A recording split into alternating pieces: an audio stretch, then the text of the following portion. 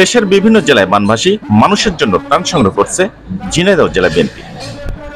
মঙ্গলবার সকাল থেকে শহরের পায়রা চত্বরে অবস্থান নিয়েছে বিএনপির নেতাকর্মীরা।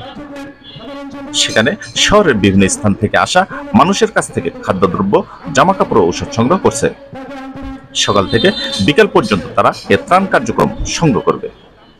আগামী 3 দিন ত্রাণ সংগ্রহ শেষে জেলা বিএনপির পক্ষ থেকে বন্যার্তদের কাছে ত্রাণ পৌঁছে দেওয়া হবে বলে জানিয়েছেন বিএনপির নেতাকর্মীরা।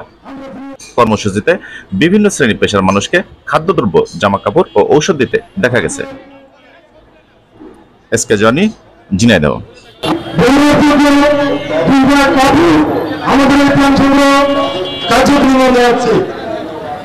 আমাদের মাঝে ব্যবহার্য কাপড় আমাদের ত্রাণ ভান্ডারে দান করলেন।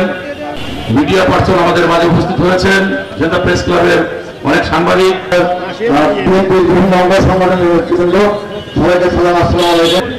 শুকনো খাবার, চাল, ডাল